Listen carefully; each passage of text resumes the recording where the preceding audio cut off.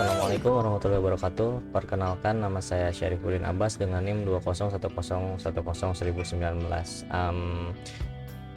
Selamat datang di channelku dan selamat menonton bagi teman-teman semua di waktu teman-teman bisa menonton video ini. Di kesempatan kali ini saya akan mempresentasikan sebuah tugas juga sebetulnya untuk jaringan komputer, di mana saya akan membahas tentang sejarah singkat mengenai ditemukannya local area network, metropolitan area network, dan wide area network. Tanpa lama-lama lagi, mari kita mulai aja dari local area network.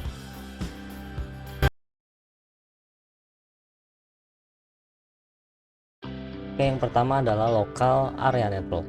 Local area network ini adalah sebuah jaringan yang terbentuk dari gabungan beberapa komputer melalui sambungan kabel atau melalui sambungan fisik. Mungkin untuk zaman sekarang kayak ya sudah tercipta dan sudah tersedianya wireless LAN atau wireless local area network yang sudah tidak harus menggunakan kabel atau penghubung fisik ya. Teknologi ini muncul ya karena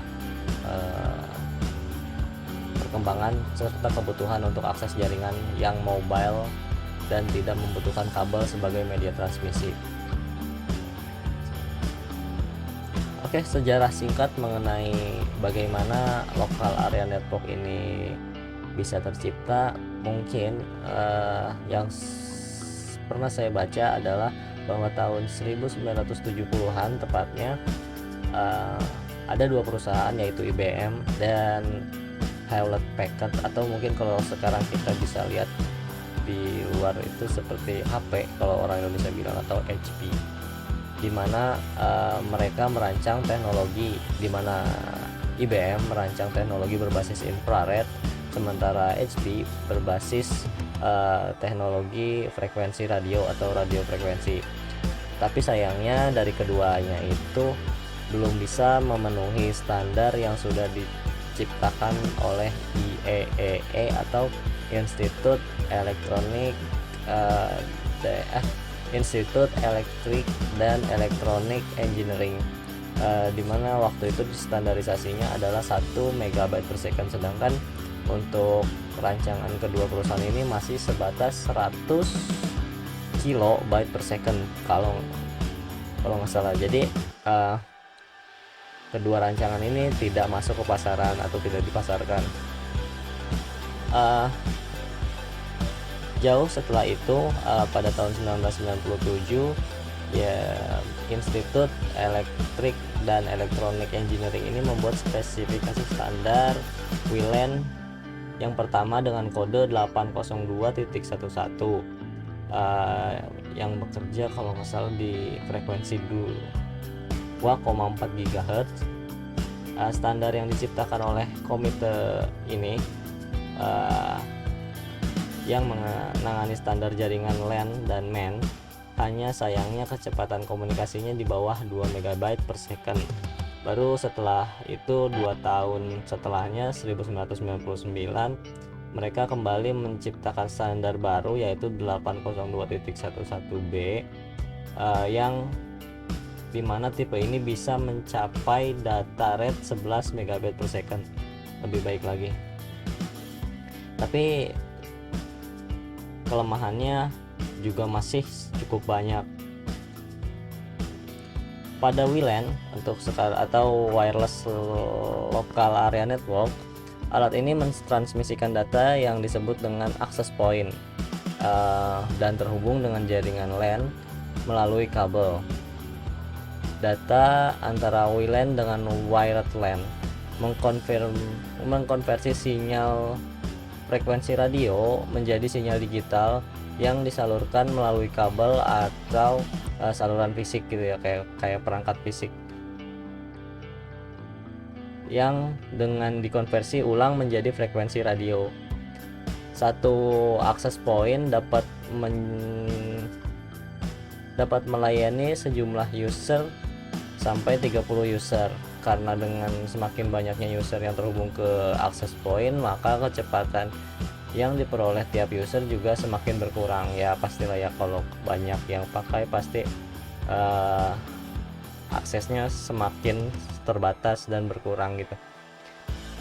Mungkin sekian dari LAN. Mari kita mulai yang kedua, yaitu Metropolitan Area Network.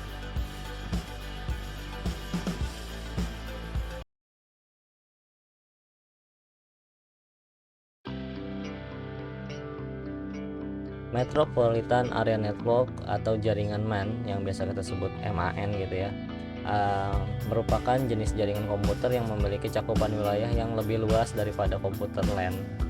Jadi kalau LAN itu mungkin satu ruang atau satu gedung gitu. Kalau untuk MAN sendiri ini bisa mencakup metropolitan area network atau metropolitan antar kota gitu. Jadi jaringan komputer antar kota, dimana karena cakupannya lebih luas, maka ini juga dapat sangat berguna bahkan hingga saat ini untuk teknologi dan jaringan komputer. Sejarah awal terciptanya MAN, awal mulanya ya kalau nggak salah tahun 1970-an dengan diadakannya penelitian di negara Amerika Serikat yang memanfaatkan banyak komputer secara bersamaan. Dan pada tahun 1940 ke 50 kalau nggak salah, ketika sudah adanya superkomputer yang notabene memiliki harga yang sangat mahal untuk melayani beberapa terminal, maka dikenalkanlah konsep distribusi proses berdasarkan waktu yang dikenal dengan TSS atau Time Sharing System, yang mana bentuk pertama kalinya adalah di sistem ini ada beberapa terminal yang terhubung secara seri ke host komputer. Jadi antara komputernya juga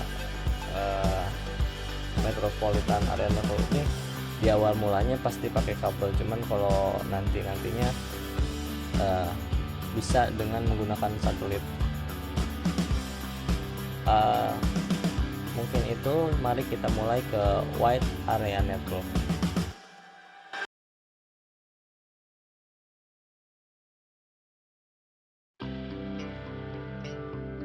WAN atau Wide Area Network ditemukan oleh Thomas Merrill dan Larry Robert pada tahun 1965-an gitu ya. Mereka mempraktekkan dengan cara menghubungkan komputer kayak sejenis TX2 ke komputer jenis lain di berbeda negara. Keduanya dihubungkan dengan bantuan jaringan telepon. Jadi selain menjadi penemu jaringan WAN, Larry dan Thomas ini juga merupakan pendiri perusahaan ARPA.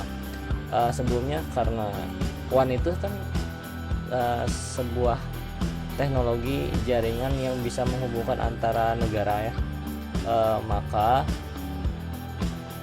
cakupannya juga bisa karena bisa sangat luas begitu, dibutuhkan satelit untuk membantu terciptanya Wide Area Network ini. Agar dapat berfungsi dengan baik, WAN ini membutuhkan bantuan, dan ya tadi saya bilang bahwa membutuhkan transmisi yang besar seperti satelit gitu ya. Salah satu contoh dari jaringan WAN adalah beberapa jaringan LAN yang saling terhubung antara satu dengan yang lainnya. Dengan adanya jaringan WAN, kita dapat berbagi dan juga berkomunikasi dengan komputer lainnya yang berada di tempat yang berbeda gitu. Untuk karakteristik WAN sendiri atau Wide Area Network adalah yang pertama, jaringan WAN digunakan untuk menghubungkan perangkat yang tidak mampu dijangkau oleh jaringan LAN maupun MAN. Ya pastilah ya, ini kan cakupannya pasti lebih luas gitu ya. Yang kedua, jangkauan area jaringan WAN itu sangat luas, yaitu karena itu sendiri merupakan, kalau dipikir secara kasar mata ya, WAN ini adalah perkembangan dari LAN dan Metropolitan Area Network gitu. Yang ketiga, mampu meneruskan paket data, melakukan switch, dan juga menghubungkan jaringan LAN yang sudah terbentuk. Memanfaatkan beragam koneksi serial sehingga meski lokasinya berjauhan, tetapi tetap mampu mengakses bandwidth. Jaringan WAN sendiri bekerja pada data link yang diperoleh dari layer OSI dan juga pada layar fisikal. Oke, mungkin cukup sekian yang saya sudah baca dan diingat-ingat. Terima kasih sudah menonton video saya dan tugas saya gugur satu. Cukup sekian. Assalamualaikum warahmatullahi wabarakatuh.